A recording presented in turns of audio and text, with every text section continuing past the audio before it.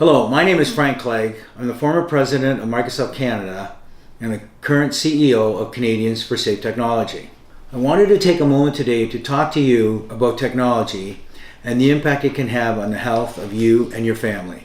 There are some very concerning things happening right now with technology that everyone needs to be aware of, because left unchecked, they have the potential to be a danger to your health and to the health of your family.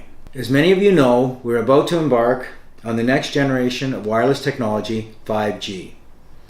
You have likely heard a lot about faster download speeds, autonomous vehicles, and overall greater connectivity.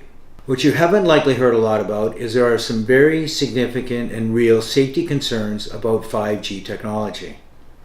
And this is important information for you to have so that you can make the safest decisions and choices for you and your family. I've worked in the technology industry for over 40 years, and while I know that the engineers and business leaders that create our technologies are well-meaning, I also know that the overwhelming focus is on developing new products and advancement. Safety doesn't get the attention it needs, especially now as everything is advancing so quickly. That is why I co-founded Canadians for Safe Technology, and I'm on the Business Advisory Committee for the Environmental Health Trust.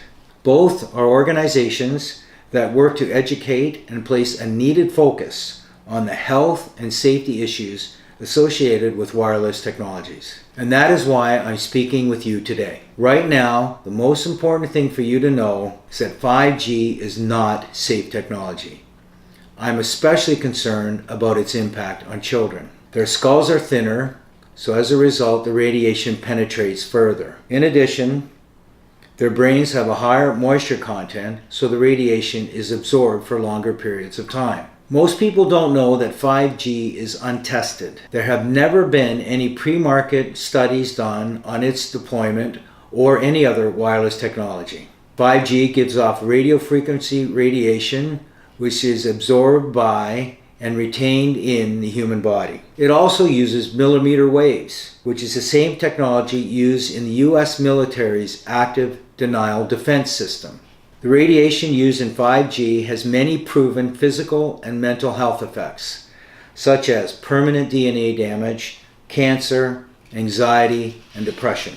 This issue is so important that currently over hundreds of medical and scientific experts from around the world are banding together, speaking out and petitioning World Health Organizations about the dangers of 5G technology out of concern for the significant health effects and its impacts and a possible public health crisis. This information isn't new. Radio frequency radiation has been studied for over 30 years, and there are thousands of peer-reviewed published studies that show harmful effects from the frequency radiation used in 5G and other wireless technologies.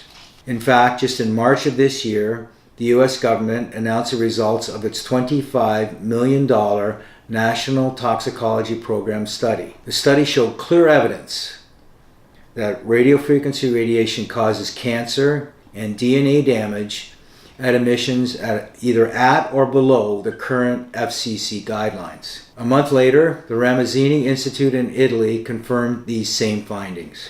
Many of you might be asking the question, if this is so dangerous, then why is it allowed in the market at all? Well, there are a few factors. First, in the US, the FCC regulates wireless devices and technologies.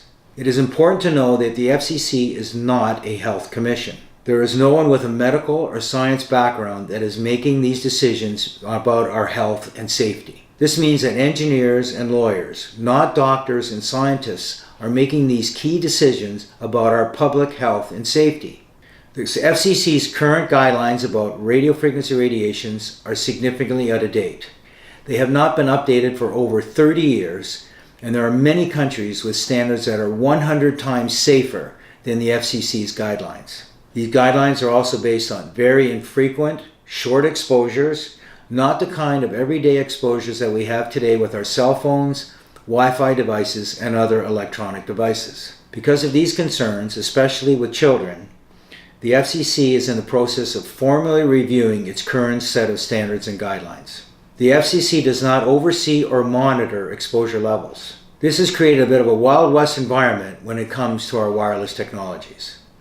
Another contributing factor is that in the U.S., Federal Telecommunications Act does not allow telecom companies to be sued on the basis of health and safety concerns of their products. As a result, telecom companies are not liable for the safety of their products. And 5G is not even insurable. The major insurance companies like Lloyd's of London will not insure wireless products due to the scope of the health and safety issues associated with them. In addition, there is also mounting evidence that the telecom companies have suppressed this information and misled the public on the safety of wireless products, similar to the way tobacco company initially did years ago with cigarettes, which at the time were prescribed by physicians and even considered safe by the American Cancer Society.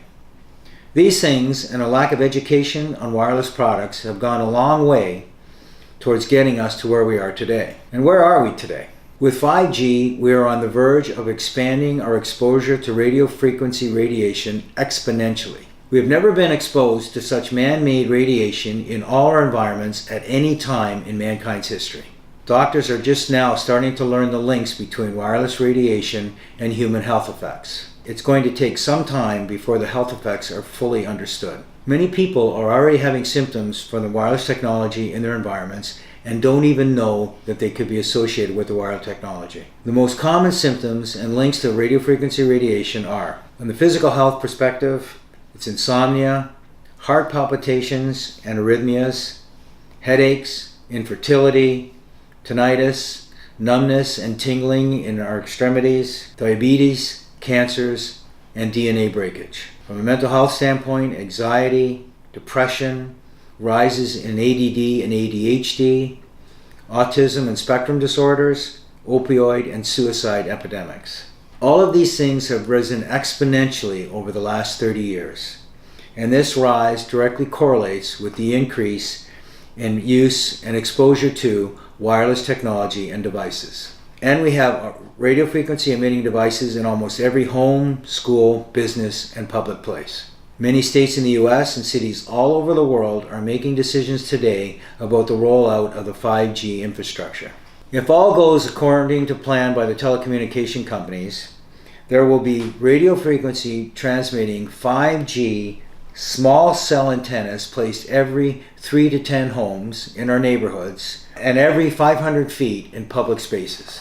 Federal and state legislation will be fast-tracked for the 5G infrastructure that will allow the telecom companies to completely bypass all individual and state and local controls and rights in the rollout of 5G, effectively leaving no one with any rights except for the telecom companies. A historic and precedent-setting shift of power. Over the years, I've had the pleasure of working with many of the world's leading scientists and doctors who have spent decades studying the health effects of radiofrequency radiation and wireless technologies. I've also worked with some of the greatest minds developing the technologies we all depend on today. I can assure you there are safer options and safer technologies that are being developed today that meet our technology needs now and in the future. We are advocates for safe technology, not no technology. These solutions are not being fully pursued or promoted by the larger telecom companies because they either take more time or more money or both. We as a public need to demand that our technology is safe. We as a public need our legislators to pass safety standards and guidelines to provide meaningful oversight that ensures that our technology is both safe now and in the future, because safe technology is possible. Unfortunately, this is not happening on its own, and we need your help to make the technology we all need and use and depend on every day to be safe. Here's what you can do. The most important thing to do is to take this seriously and become informed. The Environmental Health Trust and We Are the Evidence and other resource links that we have at the end of this video can provide a wealth of information to help you get more informed on this important issue. Please spread the word, spread this video, share information with your family, friends, co-workers, and anyone else you think has a need to know about this information on this very important issue. Because knowledge is your power, and your power is in your hands. Please take these steps for yourself and your family so we can all have a safer and brighter tomorrow. Thank you very much.